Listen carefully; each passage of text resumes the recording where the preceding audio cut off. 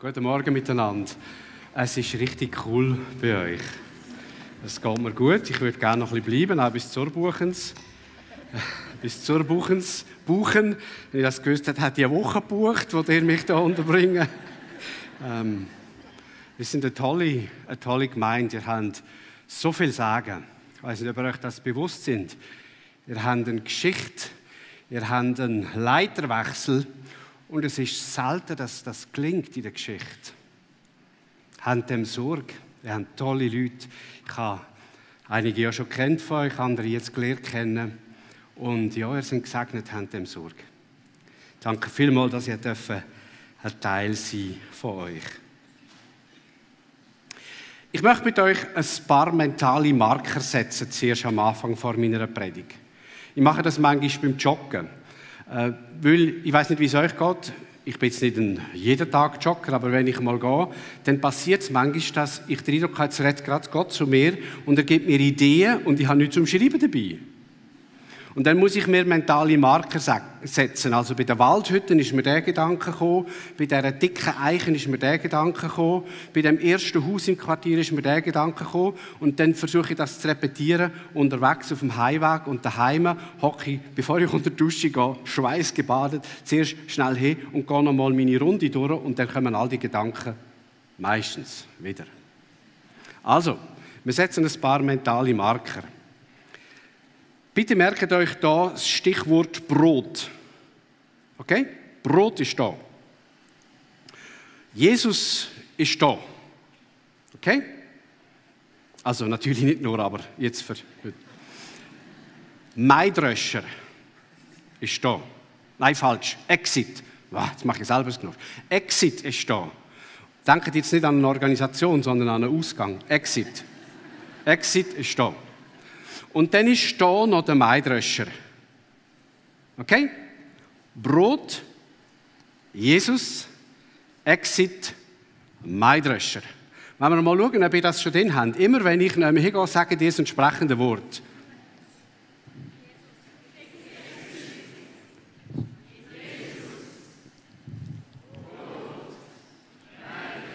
Es kommt noch mit einem gewissen Zögern. Können wir es ein bisschen entschiedener machen?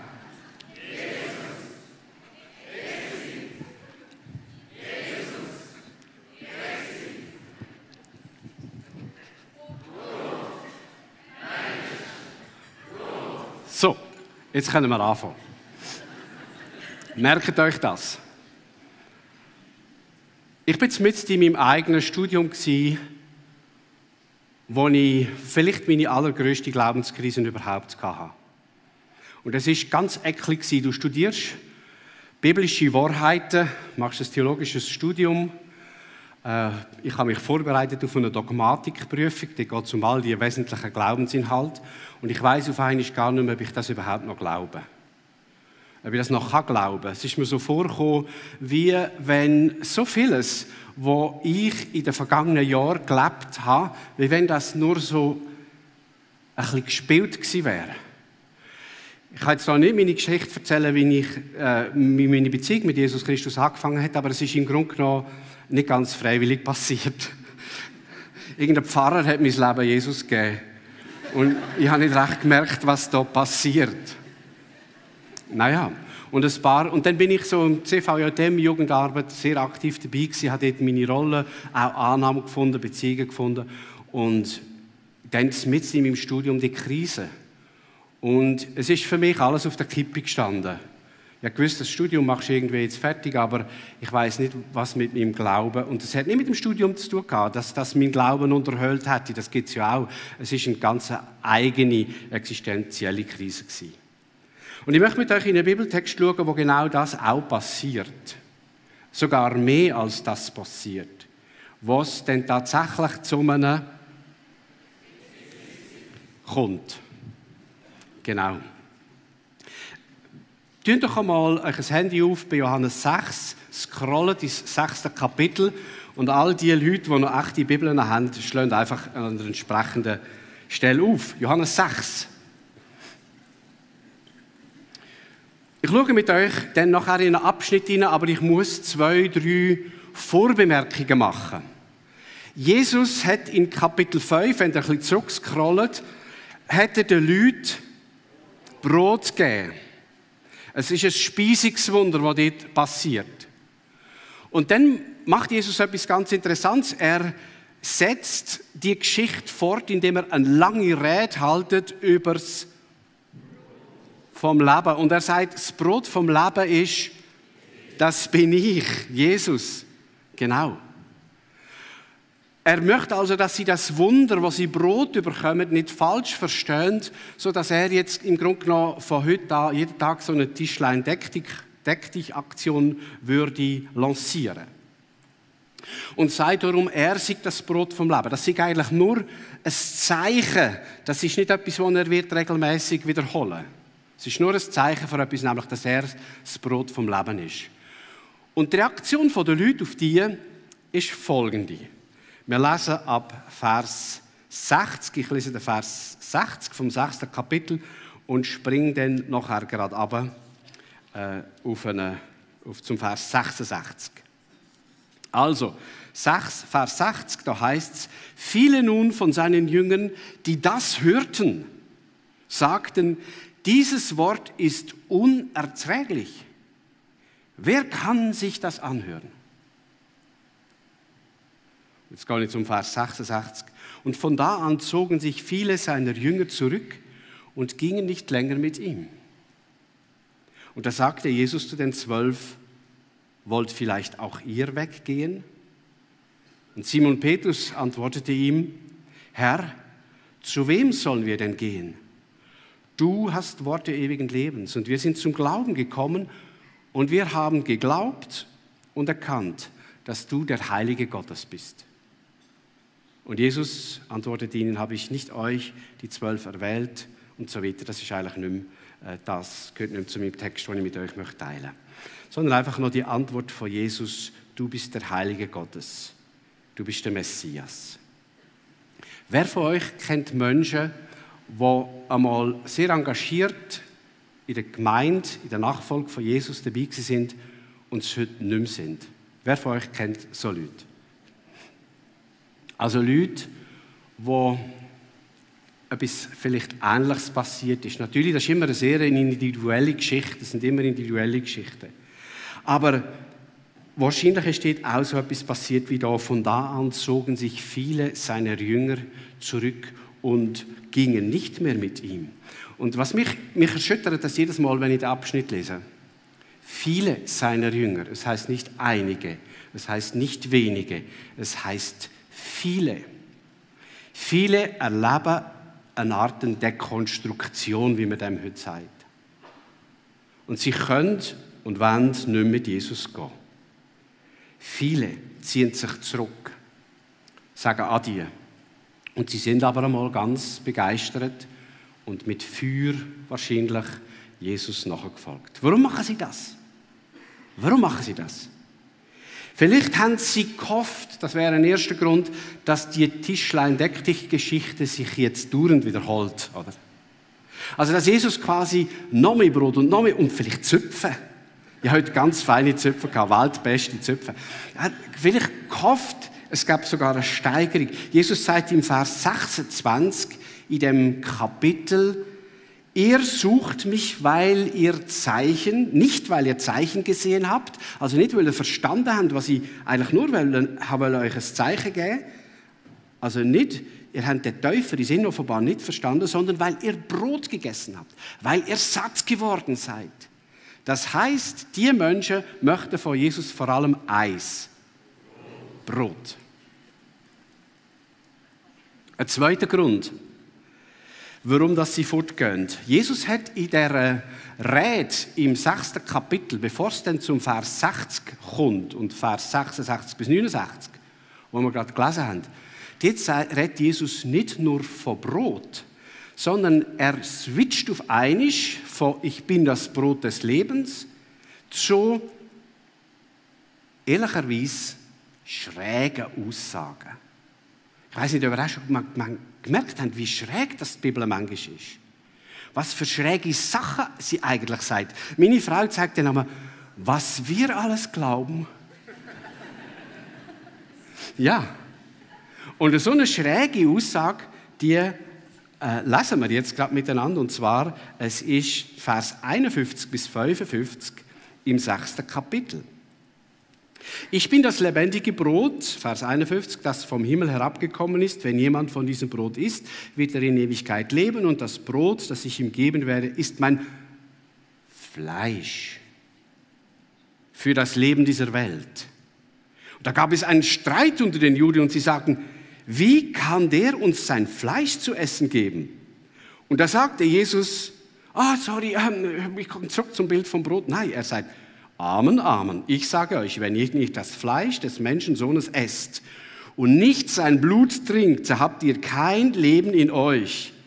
Wer mein Fleisch verzehrt und mein Blut trinkt, hat ewiges Leben und ich werde ihn auferwecken am jüngsten Tag. Denn mein Fleisch ist wahre Speise und mein Blut ist wahrer Trank. Ein guter Miteinander. Da hat es noch kein Abendmahl gegeben, kein gestorben und verstandener Jesus. Da soll einer schlau werden, was der Jesus sagt. Es ist nicht nur verwirrlich, sondern es ist geradezu skandalös, was Jesus sagt. Denn seine Zuhörerinnen und Zuhörer sind Menschen mit jüdischem Hintergrund. Und sie wissen eins, wenn es um Blut geht, das ist uns streng verboten, Blut zu uns zu nehmen. Findet ihr im Alten Testament mehrere ausdrückliche Verbote, das Blut zu sich zu nehmen. In Levitikus, in Genesis. Dort heißt es, denn Blut ist die Seele des Menschen und die ist heilig, sie gehört alleine Gott. Also Blut essen wird dort unter eine hohe Strafe gestellt. Und jetzt kommt der Jesus und sagt, übrigens, mein Fleisch und mein Blut, esset's. Und wer das nicht isst, der versteht nicht, wer ich bin. Jesus provoziert Leute und ein Grund, warum Leute davonlaufen, hat auch mit dem zu tun. Jetzt immer dann, wenn Jesus etwas sehr Komisches sagt, von Hand abhacken ist die Rede, von Ertränken an einem Mühlstein, also es gibt ein paar tolle Geschichten im Neuen Testament. Es ist nicht immer alles so harmlos.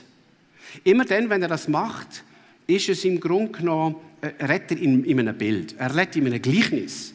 Und er meint es nicht ganz so wörtlich, wie es vielleicht auf den ersten Anhieb tönt, aber das erschließt sich nicht immer gerade sofort, dass er es nicht ganz wörtlich meint. Man muss tatsächlich ein bisschen länger hören, damit man versteht, wie er es meint. Also, er braucht Bildwort und will eigentlich etwas anderes sagen. Und du musst gut zuhören, damit du verstehst, was er eigentlich sagen will. Ich meine, wir kennen das auch. Wir haben auch so Bildwort. Zum Beispiel, es haut mir der Nucki raus. Wenn das ein 58-jähriger Mann wie ich sagt, es haut mir der Nucki raus, dann fragt ihr euch vielleicht schon ein bisschen, wie es bei dem daheim so hin und her geht, wenn es dem der Nucki raushaut. Oder wenn ich sage, ich bin explodiert. Stellt euch das mal bildlich vor. Da hast du fast das Gefühl, du siehst in einem Quentin Tarantino-Film. Also wir kennen das auch. Wir kennen Bildwort, wo man nicht wörtlich nehmen dürfte, weil sonst wäre es eigentlich unzumutbar, oder? Wir meinen etwas Positives mit explodieren, aber wenn du explodierst, also das ist nicht gut. Bildworte sind eine Spezialität von der Verkündigung von Jesus. Und er will damit eigentlich aufrütteln. Er will sagen, jetzt müsst ihr gut zuhören, sonst verpasst ihr etwas. Ich tue euch extra, ich will nicht, dass ihr einschlaft. Hört gut, was ich meine. Und du wirst es nicht auf Anhieb merken, du musst mir wirklich gut zuhören. Sonst wirst du dich nur frustriert von mir abwenden und sagen, das macht keinen Sinn. Und genau das macht da Jesus. Und das Interessante ist ja, dass nicht alle davonlaufen. Eben, ich glaube, wir haben das nochmal in einer Einblendung, aber im Vers 67, da sagte Jesus zu den 12, wollt vielleicht auch ihr weggehen? Und der Simon Petrus antwortete ihm, Herr, zu wem sollten wir gehen? Du hast Worte ewigen Lebens und wir sind zum Glauben gekommen und wir haben erkannt, dass du der Heilige Gottes bist. Also interessanterweise gibt es Jünger, die bleiben. Was haben die gehört? Was haben die möglicherweise gecheckt? Ich vermute, die Jünger haben gemerkt, dass Jesus im Grunde genommen eine alte Geschichte erzählt, beziehungsweise an eine alte Geschichte erinnert. Im Alten Testament gibt es nämlich auch eine Geschichte mit Brot. Das Volk Israel verlässt Ägypten, kommt aus der Gefangenschaft raus, ist in der Wüste und sie haben Hunger nach Brot. Und dann jammert das Volk und der Mose wendet sich an Gott und dann kommt die Geschichte mit dem sogenannten Oh, jetzt habe ich Nasenblüten. Blut. Irgendwie hat mein Körper das ein bisschen persönlich genommen. Vielleicht hat man ein frisches Nasentüchchen.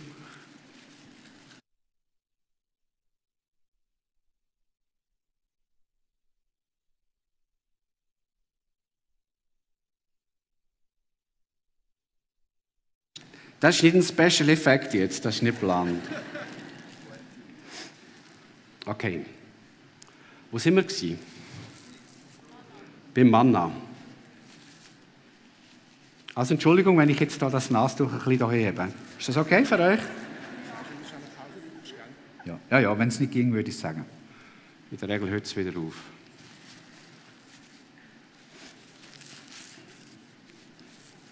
Okay. Ja, das ist jetzt nicht so anmächerlich, aber Jesus ist manchmal eben auch nicht so anmächerlich gewesen. Wir kennen die Geschichte vom Manna, wo Jesus seinem Volk, nicht Jesus, wo Gott sein Volk mit Manna versorgt. Und er will damit sagen, ich weiss, ihr befindet euch in einer schwierigen Situation, Wüstenwanderung. Und ich will euch sagen, ich lasse euch nicht im Stich.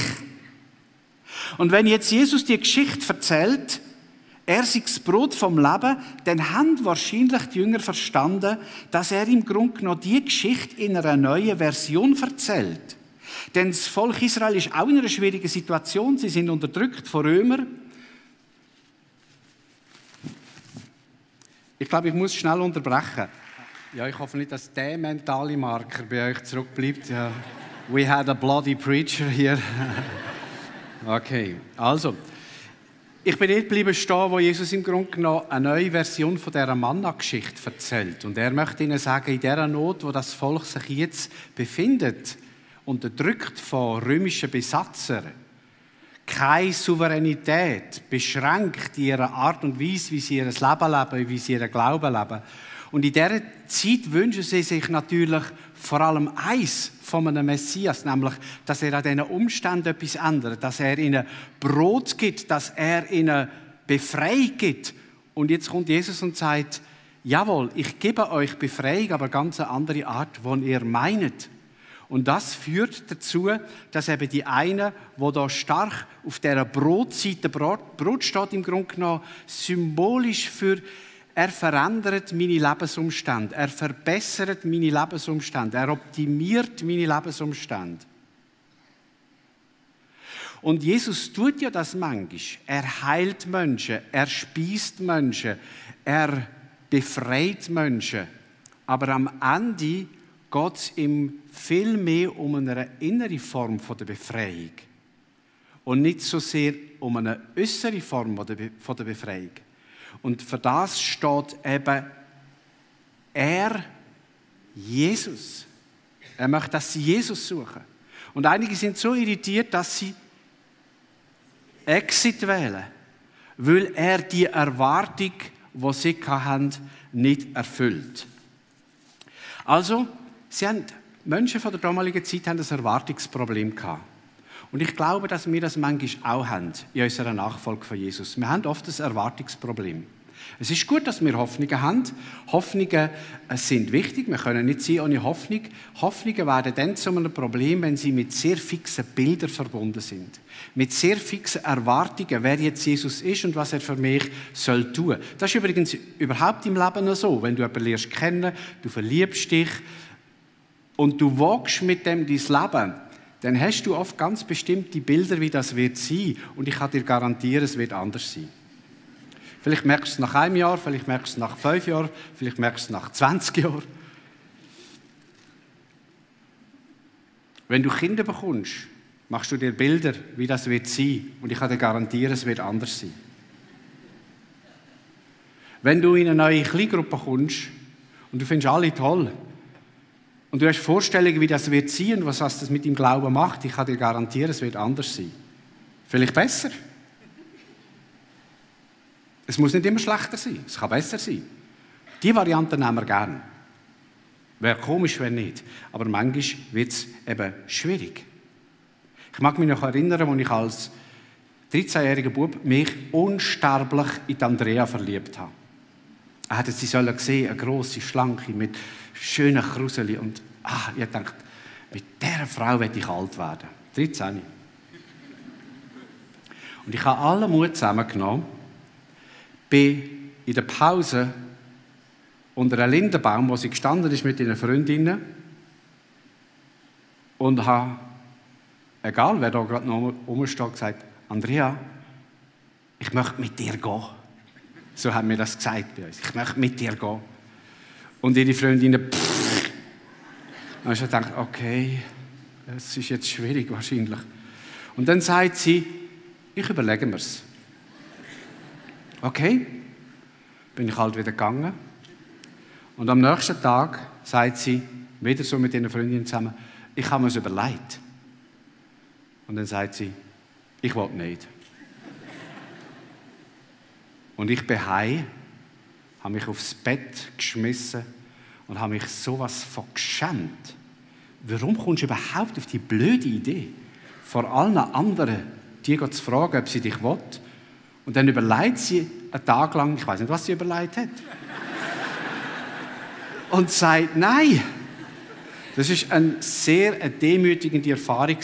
Da sind Erwartungen enttäuscht worden. Vorstellungen, die ich hatte, sind enttäuscht worden. Und so gibt es das eben auch bei den Jüngern. Und einige zogen sich von da an zurück und sie gingen nicht länger mit ihm.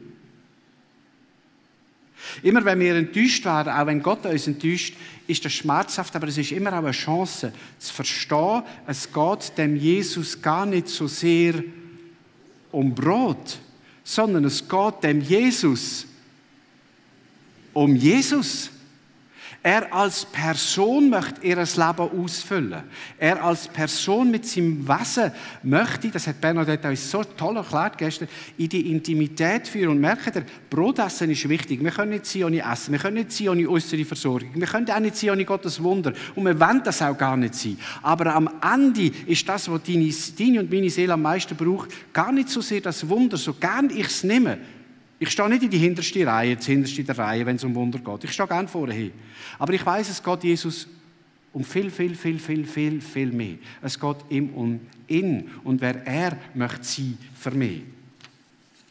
Und das ist vielleicht manchmal der Grund, warum auch heute Menschen den Weg der Nachfolge verlassen. Sie haben sich falsche Vorstellungen gemacht. Und vielleicht sind wir sogar mitverantwortlich, dass sie sich die Vorstellungen gemacht haben. Weil wir ihnen eine Art von Jesus vorgestellt haben, wo ihre Probleme alle löst. Wo das Leben easy ist, wo es keine Fragen mehr gibt. Wo sich alles irgendwie erklärt, wo alles logisch ist und in der Bibel gibt es so überhaupt gar keinen einzigen Kommafehler.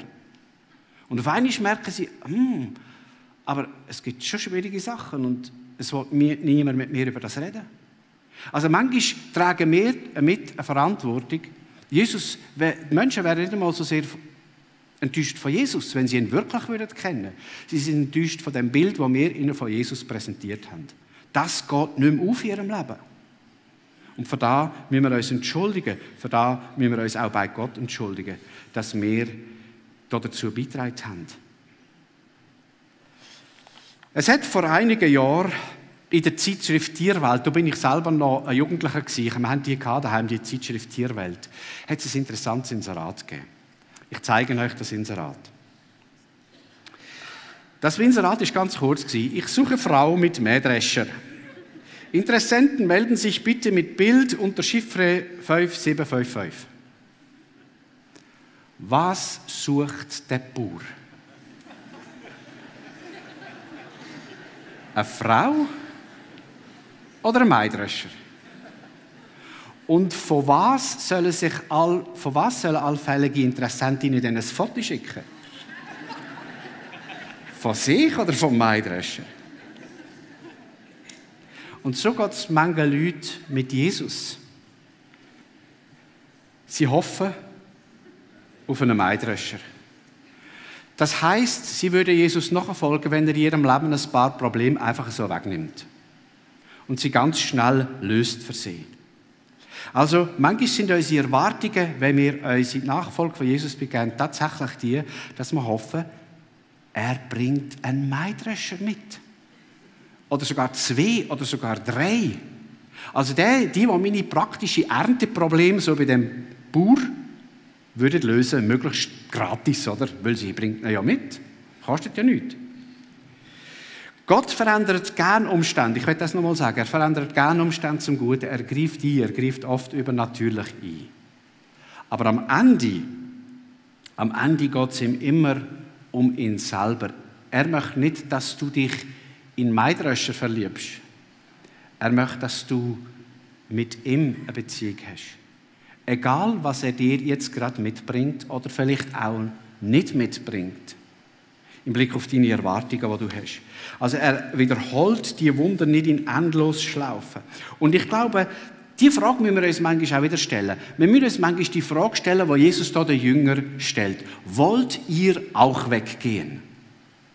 Also wenn du gemerkt hast, ich bin nicht einfach der jetzt einen Bäckereistand aufstellt und jeden Tag Brot verteilt. Ich bin jetzt der jedem einen Mähdrescher vorbeibringt, sondern ich bin Jesus. Und ich bin der dich nährt. Ich bin der dich versorgt. Ich bin der wo möchte ganz persönlich mit dir verbunden sein. Und dann, wenn wir das merken, ist das eine Irritation. Und dann müssen wir uns entscheiden, wollt ihr auch weggehen? Ist der Exit meine Antwort auf die Enttäuschung, die ich erlebe. Exit ist fast immer die Antwort auf eine Enttäuschung. Entweder ist man über Jesus enttäuscht oder über das Bild, das einem die Nachfolgerinnen und Nachfolger von Jesus präsentiert haben. Und man sagt, nein, ich will nicht. Es ist beides möglich.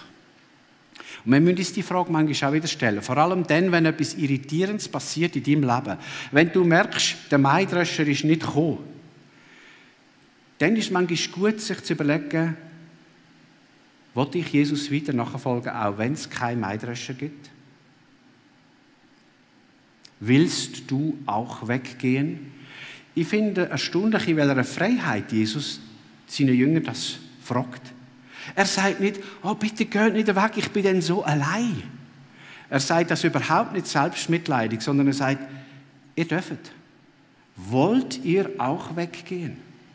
Es ist okay. Wenn ich nicht das bin, was du jetzt erwartet hast, es ist okay.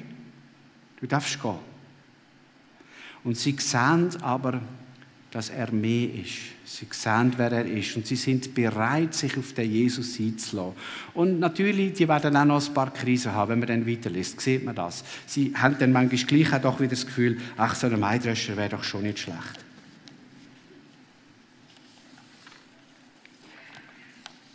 Als ich meine Glaubenskrise hatte, als ich am Anfang davon erzählt habe, da ist etwas Interessantes passiert. Ich hatte 2 Freunde, Studienkollegen, die haben zu mir Folgendes gesagt, als ich ihnen dann gesagt habe, dass ich im Moment gar nicht weiss, ob ich überhaupt weiter glauben will. Also ich bin genau an dem Punkt gestanden, will ich weggehen? Und dann sagen die zu mir Folgendes, okay Thomas, wir sehen, du bist in einer ernsthaften Situation, wir verbieten dir ab sofort zu beten. Wir verbieten dir ab sofort in der Bibel zu lesen. Es ist ja doch geheuchelt. Und du machst es dann höchstens, weil es da gerade alle anderen um dich herum machen. Du lesest nicht mehr in der Bibel, du betest nicht mehr, du tust nicht mehr fromm. Das machen wir für dich. Wir beten für dich, wir lesen in der Bibel für dich. Wir beten, dass Jesus mit dir zusammenkommt und du machst nichts mehr. Dann habe ich gesagt, ja, darf ich wenigstens etwas machen? Nämlich ein Psalm, Psalm 42, der hat mich so angesprochen. Wie ein Hirsch dürstet nach frischem Wasser.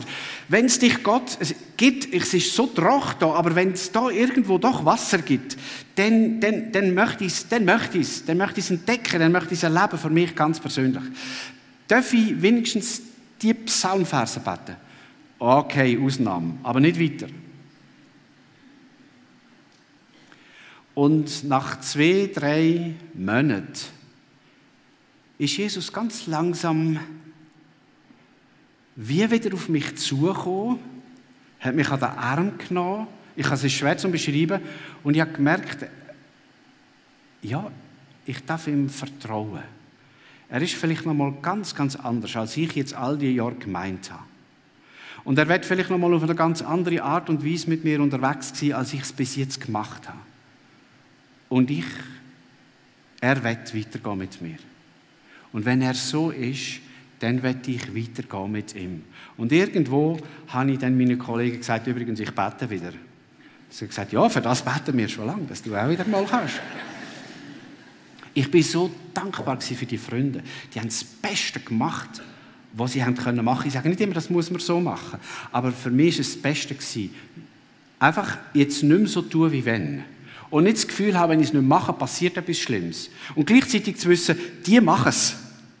Das war so befreiend für mich. Unglaublich befreiend. Und es hat mir erlaubt, dass die Tür wieder aufgeht und ich bin langsam von dem Exit-Gedanken wieder zurück, beziehungsweise ich habe das Gefühl gehabt, Jesus ist zu mir hierher gekommen und hat mich wieder zu sich geholt. Also überleg dir gut, wenn du an einem Moment stehst. Manchmal musst du Mut haben, dir die Frage zu stellen, willst du auch weggehen? Du darfst. Und es ist gut, wenn du weißt, warum du bei Jesus bleiben willst. Es ist gut, wenn du das weißt. Gib eine ehrliche Antwort. Für mich, und damit werde ich es abrunden, ich bin dankbar, dass sich da still hat, gibt es 3 Gründe, wenn ich zurückschaue, warum bin ich heute mit 59 noch bei Jesus. Gut, das hat bei mir ist immer noch ein bisschen riskant, oder? Ich stelle auch noch meinen Job in Frage, wenn ich plötzlich den Weg nicht mehr gehen will. Also ich muss mir manchmal auch fragen, bin ich eigentlich noch mit Jesus unterwegs, weil das mich meinen Job kosten, wenn ich es nicht wäre? Also das ist manchmal eine echte Herausforderung für vollzeitliche und teilzeitliche Mitarbeiter in ihrer Kirche. Die können es sich fast nicht erlauben, beziehungsweise es hat eine enorme Konsequenz. Aber es ist verlogen, wenn ich nur noch bei Jesus stehe, weil es um meinen Job geht. Es wäre verlogen. Wir halten 3 Sachen bei Jesus. Grund Nummer 1, ich bleibe bei Jesus, weil er bei mir bleibt. Es ist eigentlich so einfach. Er bleibt bei mir. Ich meine ja, manchmal sagt ganz viel mit meinem Entschluss, so mit meiner Entscheidung, bei Jesus zu bleiben und weiter mit ihm zu gehen. Und ja, unsere Entscheidungen sind nicht unwichtig. Aber Jesus sagt in Johannes 6, wo er über Brot und so redet, der Geist ist es, der lebendig macht. Das Fleisch nützt nichts. Also du kannst dich 100-mal für Jesus entscheiden. Das heißt noch nicht, dass du Jesus wirklich erfährst, wenn nicht Gott dir dann entgegenkommt, wenn du das machst. Niemand kann zu mir kommen, es sei denn, ihn ziehe der Vater, der mich gesandt hat. Ich für mich kann für nichts garantieren. Ich sage das ganz ehrlich, ich kann für nichts garantieren. Wenn er der ist, der mich nicht mit loslässt, wenn er mich nicht loslässt, wenn er mir nachgeht, ja, dann gibt es Hoffnung. Für mich und für dich. Er gibt mich nicht auf. Und darum bin ich noch bei ihm. Also nicht meine Nachfolge ist das Geheimnis von meiner Nachfolge, sondern im Grunde genommen, dass er mir nachgeht. Ich sage nicht, er folgt mir nachher, das wäre vermessen, aber er geht mir nachher. Und es ist nicht meine Nachfolge, die mich bei ihm hält, sondern es ist, dass er mir nachgeht. Immer wieder neu mir nachgeht. Das hält mich bei Jesus. Und das ist auch sein Angebot für dich. Er geht dir nach, wo du jetzt stehst. Ich weiss nicht, ob du da gerade bei deinem Maidröscher bist, sehr fixiert darauf, dass Gott deine Kinder verändert, deine Frau verändert, deinen Mann verändert. Ja, Ehe ist ja so eine Art gegenseitiges Renovationsprojekt. Aber manchmal ist auch der Glauben eine Art ein Renovationsprojekt. Wir hätten gerne den Gott so, wie wir finden, müsste er sein. Ich weiss nicht, wo du bist. Eins darfst du wissen, er kommt dich, er holt dich ab und er führt dich dahin. Hey, wer bin ich für dich? Und ich möchte dein Jesus sein. Eine Beziehung hat zu dir. Ich möchte dich nähren, ich möchte mit deinen Erwartungen, möchte dir begegnen drinnen. Vielleicht ganz anders, als du es gedacht hast. Zweiter Grund, warum ich bei Jesus bleibe. Weil seine Vision ist so viel grösser als meine. Ich weiss nicht, wie es bei dir ist. Wir Menschen drehen so oft um unsere Geschichten, um unsere Maidrescher-Geschichten, um unsere Brotgeschichten, um unsere Holy Feelings und Holy Wants, hat einmal jemand gesagt, um unsere heiligen Gefühle und heiligen Bedürfnisse, die gar nicht immer so heilig sind. Ich habe erlebt, dass es mir manchmal dann am allerbesten geht, wenn es nicht um mich geht.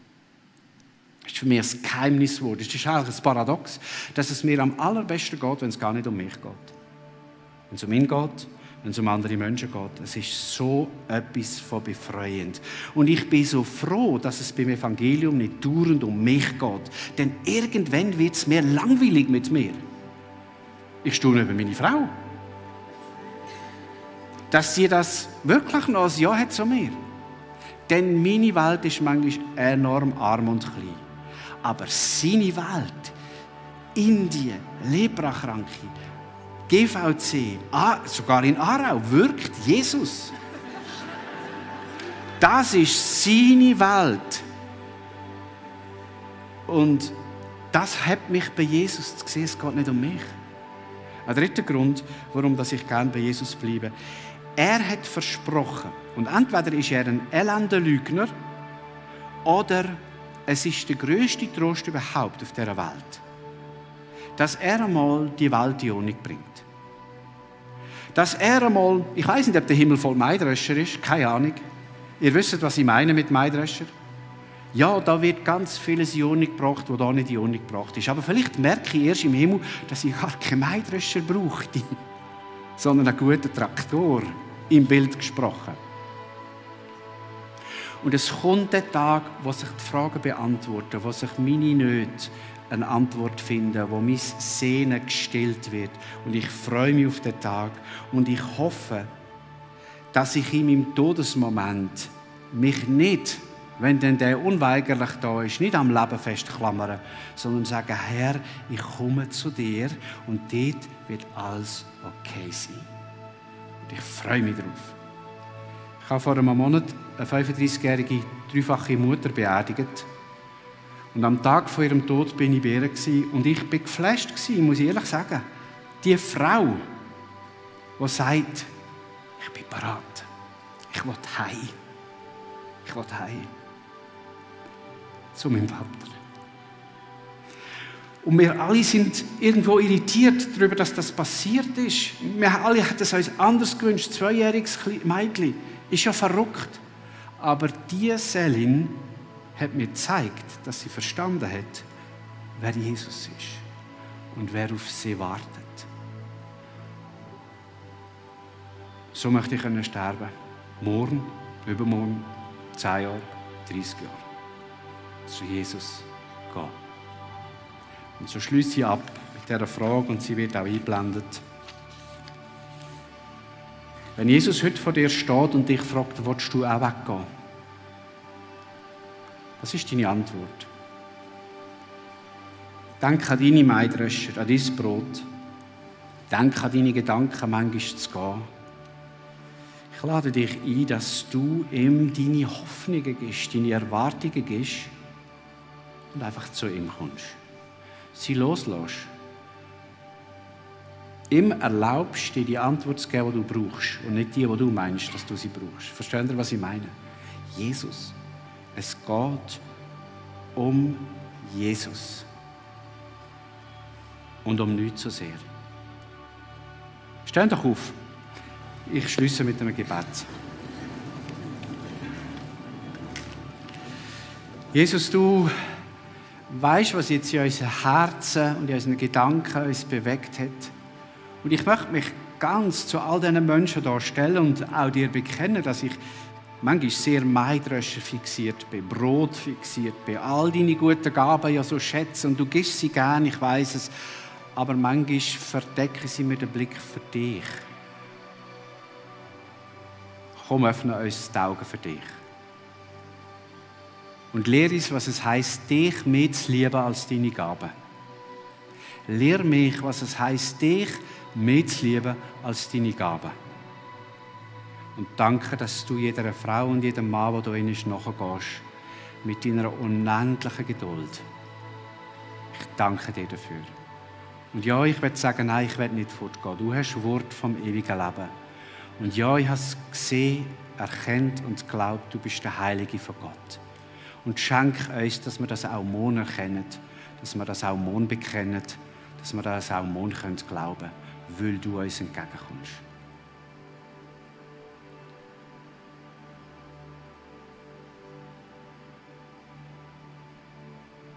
Amen.